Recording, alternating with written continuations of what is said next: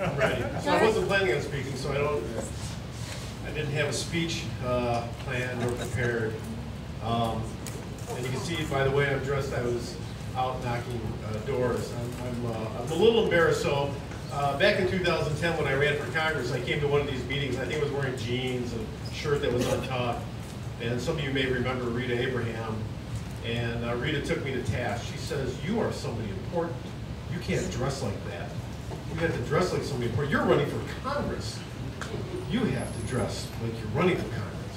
And I never forgot that, and I always tried to dress professional from that day forward, no matter what. Last week, I'm in Sterling Heights knocking on doors, and I'm looking at my list, and I see this guy's last name is Abraham, and I knock on his door, he says, "Oh yeah, you're Rosemary Fessler's friend." I'm like, "Yeah, how do you know?" And I go, "Oh, your wife is Rita." And so I told him that story, and he goes, "Yeah, it sounds like Rita."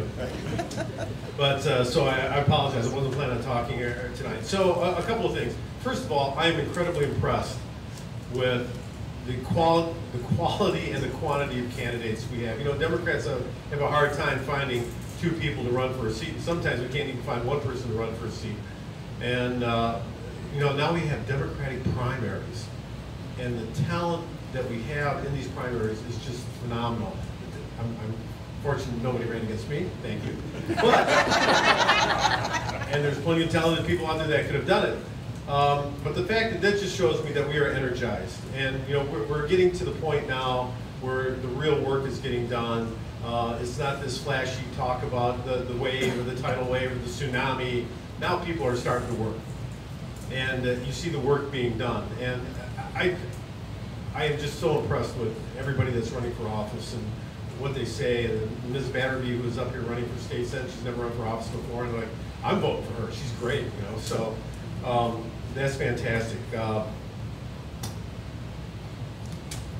So just a couple of things here. I just made some quick notes. How dastardly the Republicans in Lansing are.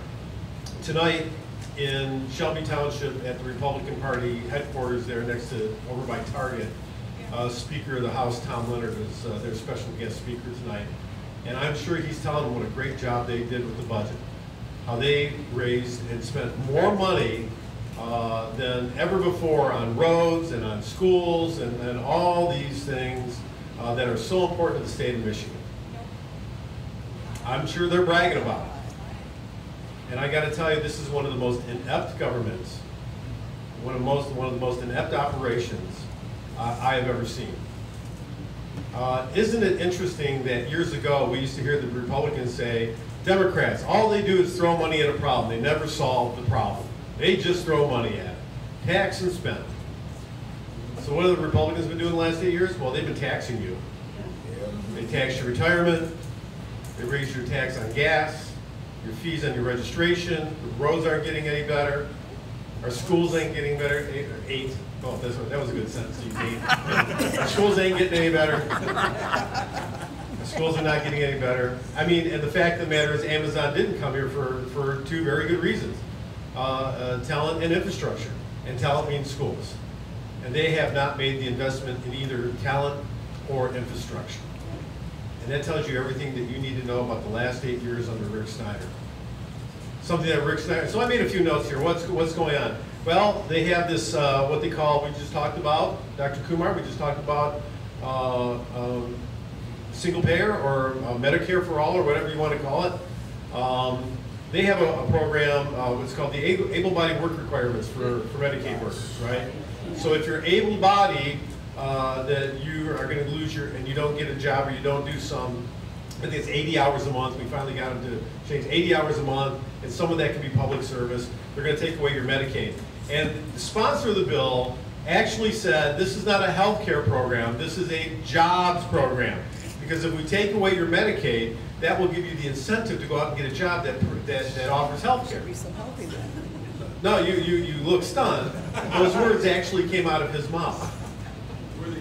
He had a straight face. Oh, yeah. Trust me, this guy doesn't have anything but a straight face. That's able. It's a jobs program. What do they do? Well, we all know that they repealed prevailing wage. Our good friend from here in Macomb County, Pete Lucido, Yeah, Lord. Yeah, so I don't need to say any more than that. So what does that mean, attacking prevailing wage or repealing prevailing wage?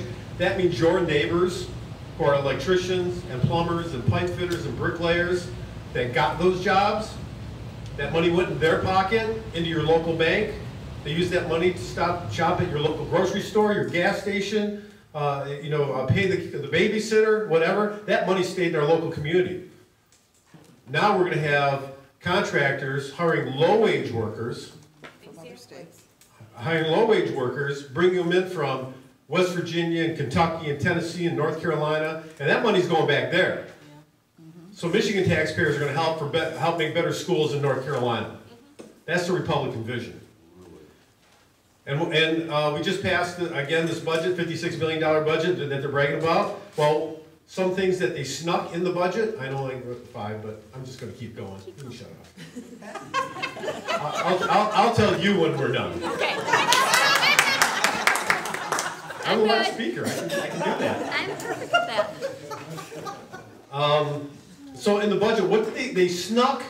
There's this stuff that, it's all about money, but there's this language in the budget called boilerplate language that directs how things are done, right? And so one of the things they did, they put language in there that attacks teachers. They didn't tell us about it. The Democrat that sits on the committee found out about it the morning of the vote, and they called the meeting to order and started voting without even giving him the opportunity to talk about it. And he finally shut it down. They postponed it for a day, and then they went back and they passed it. So they added language in the budget that attacks teachers. They added language in the budget that attacks women. So if you're an entity that provides abortions, i.e. Planned Parenthood, and the county cannot contract with you if there's another organization that doesn't provide abortions, that does the same services. So I guarantee you that these other services, these other planning services, family planning services are going to start popping up. So it's an attack on Planned Parenthood. So let's see, they attacked healthcare for women, they attacked education and teachers, they attacked skilled trades. With the governor, we just approved $100 million to invest in programs to help increase the skilled trades, or not just skilled trades, but the jobs that employers are looking for. And then, and part of that is skilled trades. And then what they do, they turn around and they say, we want low-wage workers in here. So, who's going to get in the skilled trades? Just like, who wants to become a teacher now? Because we're attacking teachers all the time. Their logic just boggles me. Let's see. They're also bad for the environment. The very last bill we voted on Tuesday night before we walked out the door was to allow these ships that come in from the ocean to discharge their ballast water and bring in invasive species. Really? Passed by 1 vote. Really? Yes, sir. Yes, sir. Let's see. The governor, because he's trying to recover from Flint, came up with a new EPA has this thing called the lead and copper rule. How much lead and how much copper can be in the drinking water. We will now have the most stringent lead and copper rule in the country, and that means it's going to cost you more so we can pay for it, and it's absolutely unnecessary. But this is the way the governor is going to try to rebuild his reputation on his way out the door for Flint. Somebody needs to tell the governor there ain't no way he can rebuild his reputation after Flint. The Republicans like to talk about the lost decade. For kids in Flint, it's a lost lifetime. It is a lost lifetime. And that makes me very mad. What the Republicans did ignore, what they didn't do, they didn't change Public Act 51. You want to talk about roads and how bad our roads are? The fact of the matter is Public Act 51 of 1951, 67-year-old law. What was going on in 1951? The city of Detroit had 2 million people. People traveled by trolley cars. It was the 250th anniversary of the city of Detroit. President Truman came into town. We had no interstate highway, no Mackinac Bridge. It was cities, core cities like Detroit and Pontiac and Flint and Saginaw, and everything else was rural. That's right, nothing in between. And no one has the gumption to take on Public Act 51. We lack so much leadership in Lansing. It's unbelievable. And until we get real leadership in Lansing, we are not going to change how we fund our roads, and our roads are going to continue to get worse. And then also auto no fault. People in Detroit want a job. The jobs are out in the suburbs. They can't afford a car. They can afford the car. They can't afford to insure it. And we have no mass transportation to move people around. And it's not just Detroit, folks, because Macomb County is the fastest growing. No-fault auto rates are going faster in Macomb County than any other place outside of Detroit. It's going up in Macomb County. Yes, it is. And you know what they did? They took a vote on one lousy bill, Mike Duggan bill, and it failed, and that was the end of it. And we have a bipartisan package of bills called the Fair and Affordable Package that they refuse to even give a hearing.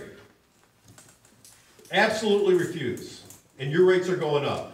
So it costs more to own a car, it costs more to operate a car, it costs you money to repair the car because the roads are bad. Oh, and by the way, we're going to bring in out-of-state workers to do public construction jobs. Right.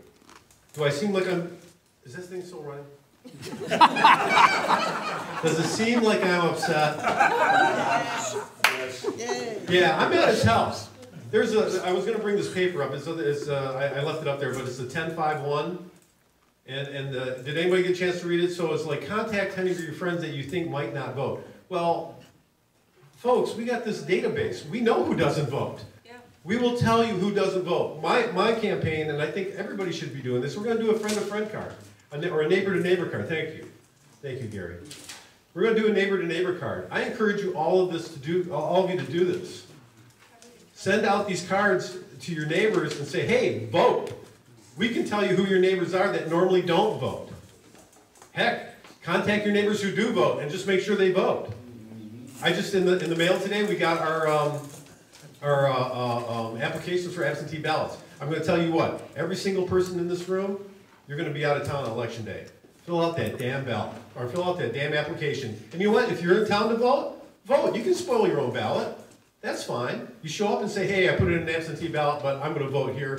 They'll spoil it, and then you vote at the polls. But you know what? You might not. Something might happen. So fill it out and vote. There you go. You got applications. And make sure your neighbors fill it out. If you got some senior citizen neighbors, make sure that they get an application so they get a ballot.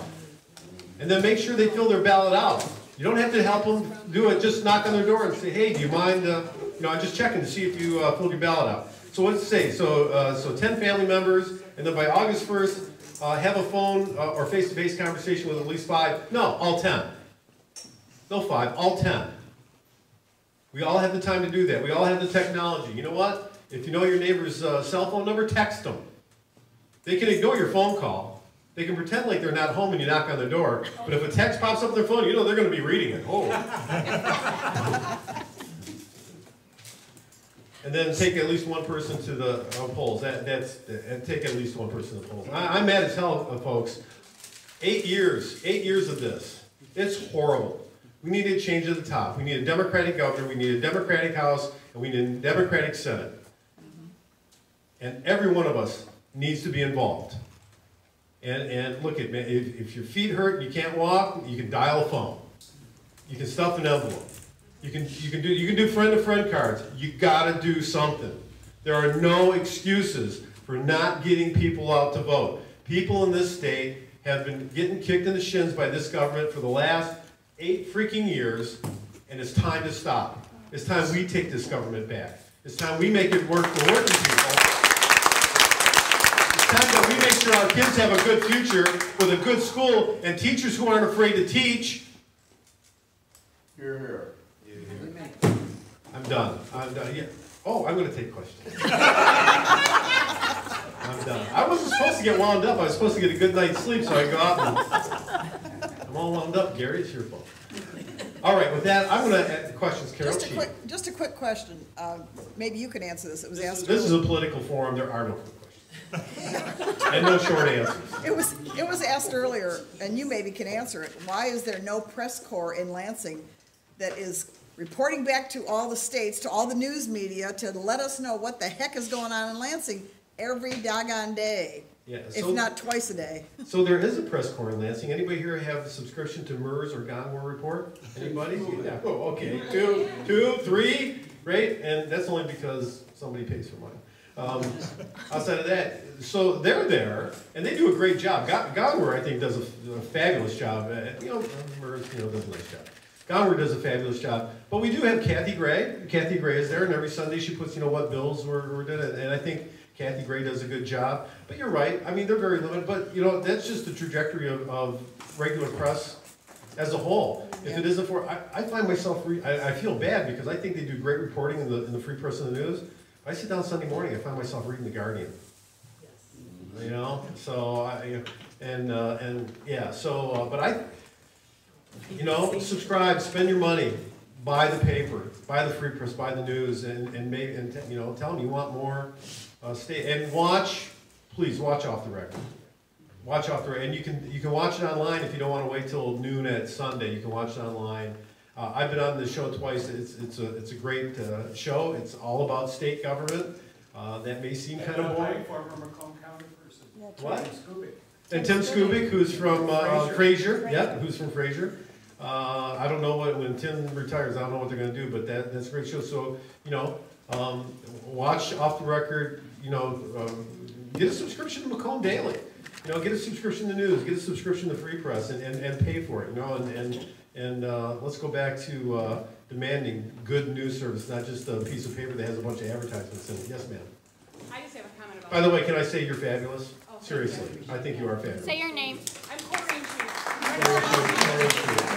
Just a quick comment about the no fault. And I also want to say, I am also so impressed with everybody. Dr. Kumar running for Wayne State, and you running for Michigan State, and my good friend Paul Brown, who's running for U of M, Board of Regents. We have an incredible group of people running to make sure that our higher education, public education entities are doing the job that they're supposed to do. So thank you very much for what you do. Thank you, I appreciate Both of that. you, yes, sir. Ma'am. I just had a quick comment about the no-fault situation. That's somewhat part of my practice. And I had a situation where I had a case where there was a ring of provider fraud. I had a RICO complaint filed. I had depositions. I had everything. I mailed it up to Schuette's office. And they sent me a letter, which I will share if anybody wants to see it, where they said, oh, we don't do that. We don't have funding for fraud. Sorry. Yeah. And we wonder why we can't get this. I mean, if they took care of some of that, and they didn't have to do anything. They just had to read it. I had depositions and everything done, and they sent it back. I had a woman who used to work in the insurance industry. Now she's in the banking industry. She said the number one thing that we could do to lower auto rates is create a fraud department. Yep. But here's the problem. They want to create a fraud department that only looks at you and your claims. They don't want to look at the insurance company committing fraud as well. But that's absolutely right. We need and we should demand that we have a fraud department. We should demand going back to the way Frank Kelly used to run his office. We should also demand, by the way, and this is something, I'm supporting Gretchen Whitmer. I don't think there's any big secret. And I'm going to tell her, I think that we need that. Like the United States has a Surgeon General, I think the state doctor should be a director's position, should be a cabinet position. I think we should have a doctor in charge of the health of the state of Michigan. And something like Flint should never, ever happen again. Obesity, childhood obesity should never happen again. Diabetes in the population, especially in the minority population, should be attacked. We should go full throttle on making sure that people are healthy. People are healthy. And we should have a doctor in charge of this state. Yes. Yes, sir. Yes, sir. I want you to know that in reference to the voting thing in Macomb County District 9, we have souls to the polls, so where we have already put on our website that if you need transportation to the poll, you contact us. We will come pick you up. We will take you to the polls. We will bring you home. And if you are diabetic, we already have trays of vegetables or something just to get you tied over until you go vote. I want you to know that's what we're doing in Macomb County. Souls to the polls, absolutely, and everybody should be doing that. Yes, sir. Mr. I Paul would Manley. like to thank you, because you posted online the vote for the anti-union vote. Right. For prevailing wage? Yeah. Absolutely. Thank you very much. Yeah, I don't think people really understand or appreciate the fact that the impact that that's going to have. When you wake up tomorrow morning and you're driving to work or just walking the dog or whatever, take a look at your neighborhood. Take a look at your neighbor's house. I know going door to door, I walk up to someone's house and I see how nice their yard is and their landscaping and how much time and energy and money they put into this. And think about what this town looked like 10 years ago, 9 years ago, 8 years ago, when people were laid off and people were losing their jobs and houses were being foreclosed and the grass was getting tall and the houses were, you know, people didn't have money to put into their homes. And remember, your home value, your house value is related to how your neighborhood looks, right? That money needs to be in our neighborhoods, in our local businesses, in our schools. It doesn't need to be going back to West Virginia. Any other questions? It's 9:30, it's like almost past my bedtime. Anybody? I was gonna say, Henry, I thought the biggest fraud we had was paying for Shooty as Attorney General. Oh, that huge fraud. Who wants to be our next governor, right? We can't let that happen, No, thanks. folks. I appreciate, like I said, I wasn't planning on talking, but it was almost like therapy for me, so thank you. I got all my frustration out. Thank you very much.